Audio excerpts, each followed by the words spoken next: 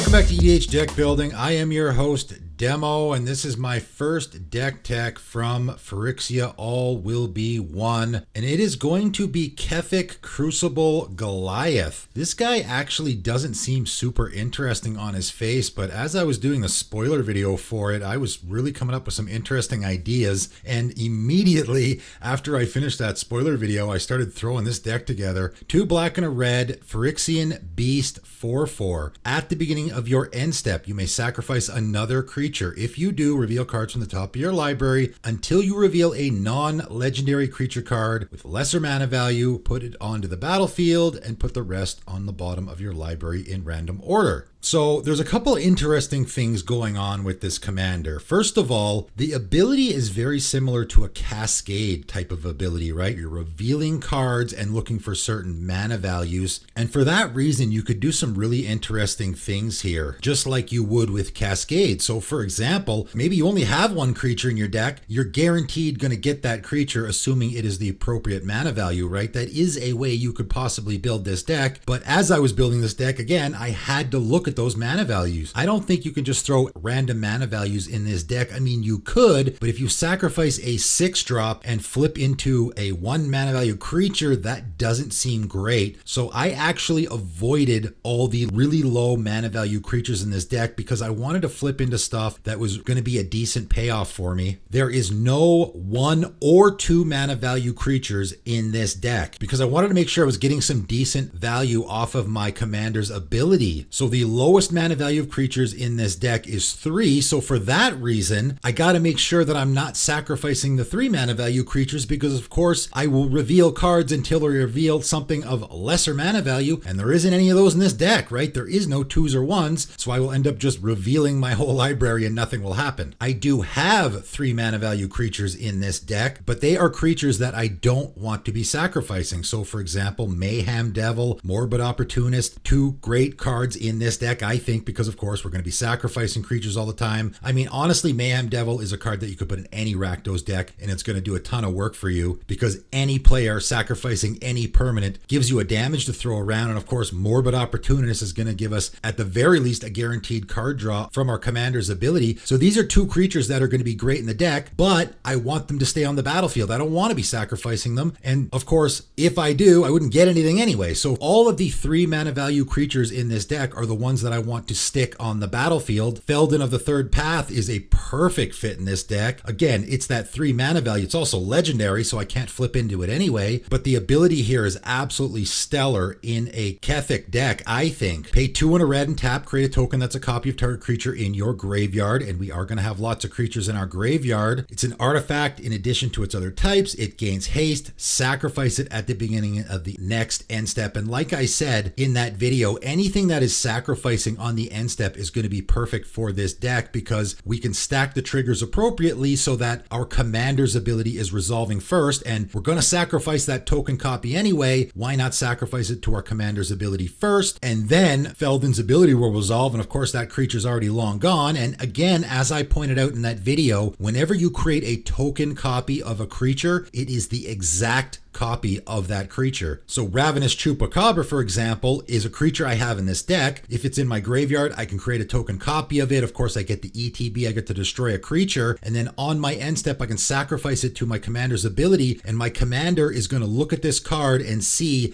the 2 black on there. Even though it's only a token copy, it is still a 4 mana value creature, so I will be flipping stuff off the top of my library until I hit something less than 4, which of course is in this deck only going to be 3. So that's absolutely a phenomenal fit in this deck. Maybe even a better fit in this deck is Jaxus the Troublemaker. Man, is this guy ever a phenomenal fit here. 3 and a red, Human Warrior 2/3, pay 1 and tap, discard a card, and of course that discard a card activation is perfect in this deck because we are going to be in a bit of a discard theme. We want to be putting stuff into our graveyard. We're going to create a token that's a copy of another target creature. Again, that's exactly the kind of thing we want to be doing. It gains haste. haste, and whenever this creature dies, draw a card, sacrifice it at the beginning of the next end step. So again, this ability works so perfectly with our commander because we're just going to stack the triggers so our commander's ability resolves first. We have to sacrifice it anyway. Why not sacrifice it to our commander's ability? We'll still get the card draw because it doesn't matter how that creature dies. Just when it dies, we get the card draw. And then of course, we'll get our commander's ability as well. Perfect fit in this deck, I think. I do have just some great discard outlets in here as well, like Bitter Reunion, Key to the City. This isn't a massive discard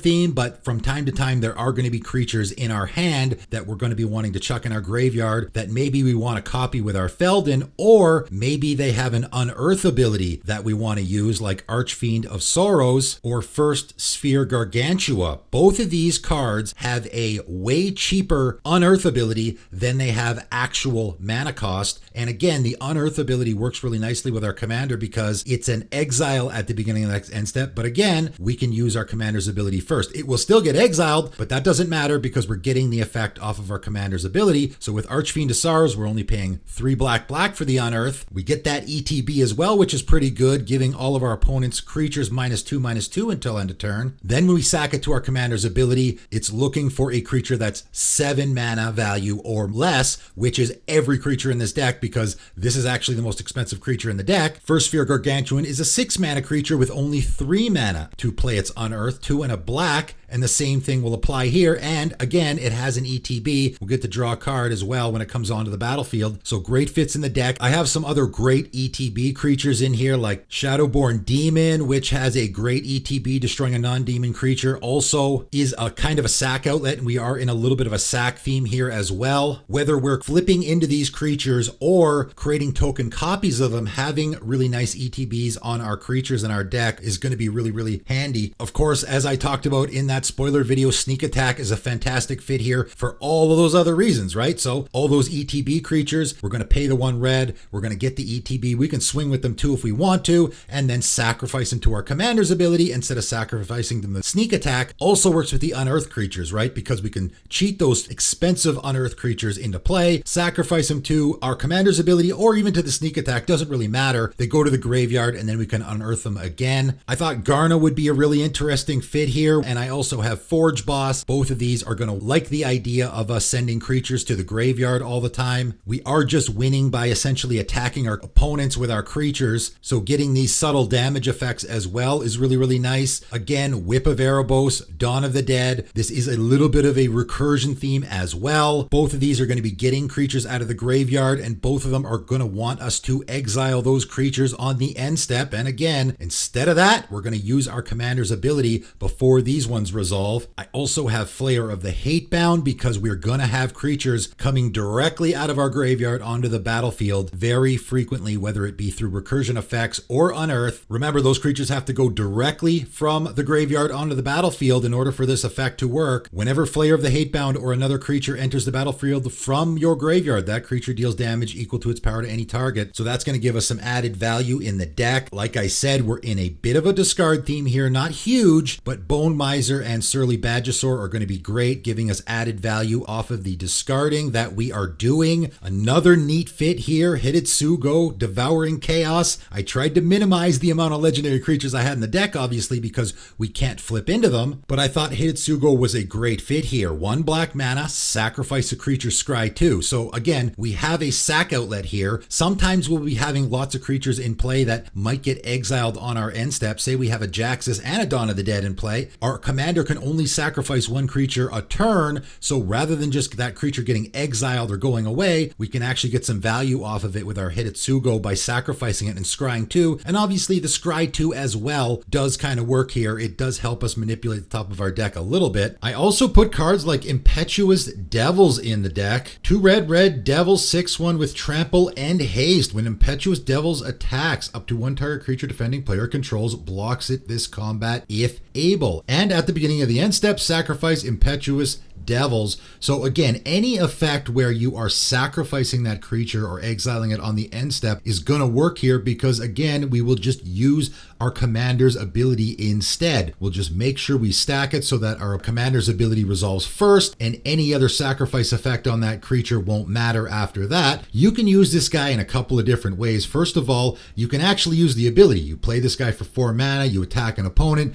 say they have a creature you want to get off the battlefield that has a toughness less than 6, you just force that creature to block, you will kill it, maybe trample over for some damage as well. Of course, your impetuous devils will die, but you're getting what you want out of it, and maybe you can get it back later with an recursion effect. Or this is up to 1 target creature, so you don't have to pick any creature at all. If we just want to use this for our commander's ability, we will put it in play, attack someone who maybe doesn't have any blockers at all, get in for 6 damage, and then on the end step, sacrifice it to our commander's ability so that we can flip into something else. The other thing you can do with this commander, and this is just something that I did a little bit, was steal our opponent's creatures, right? So cards like Active Treason and Besmirch will gain control of our opponent's creatures until end of turn. This is the only 2 cards that I put in the deck that does this, but again, this is another way you could build this deck. This entire deck could just be a stealing your opponent's creatures theme, because of course you steal them, then on the end step, before you give them back, you're going to sacrifice them, because your commander doesn't care about it being a creature you own. It only cares about sacrificing another creature, and of course you can sacrifice any creature that you control. So if we're controlling that creature, we can sacrifice it, and not only does our opponent lose the creature, but we get to flip into another creature as well. So I put a couple effects like this in the deck. It is really good value. It is a great way to get an annoying creature of our opponents off the table. And again, you could build the entire deck that way. Your opponents probably aren't going to love to play against it, but it does work really, really well. Dream Shaper Shaman is an interesting card that sort of is a little bit of a backup for our commander, right? It's always nice to have a backup for what your commander is doing in case it gets killed a few times and gets really expensive to cast. 5 and a red, enchantment creature, Minotaur Shaman, 5/4. At the beginning of your end step, you may pay 2 and a red and sacrifice a non-land permanent. If you do, reveal cards from the top of your library until you reveal a non-land permanent card. Put that card onto the battlefield and rest on the bottom of your library in random order. So we got to pay 3 here. It's not like our commander's ability, which is free. Of course, that's better. Now, this one can be a little bit random. You don't know exactly what you're going to get. This deck is set up for sacrificing creatures though. So again, if you have those Unearth or Dawn of the Dead type of abilities that are going to be exiling your creatures anyway, why not sacrifice them to this ability and then flip into something of value? I think it's a great addition in the deck, and I think this is a really great commander. There's a lot you can do here. I did a bunch. I did a little bit of a discard theme, a recursion theme. I did the Unearth, a lot of different interesting things here. There's lots of great sacrifice support in Rakdos colors as well. You could build this entire deck around a recursion theme. You could build this entire deck around a discard theme, or you could go with that steal my opponent's creatures theme as well. This is actually a really interesting commander, I find, and so interesting, in fact, I might actually go after this one myself. Pretty great deck I threw together here. So if you are interested in checking it out, the deck list, of course, is in the description below. Feel free to give it a whirl, but that is it for today, and thanks for tuning in.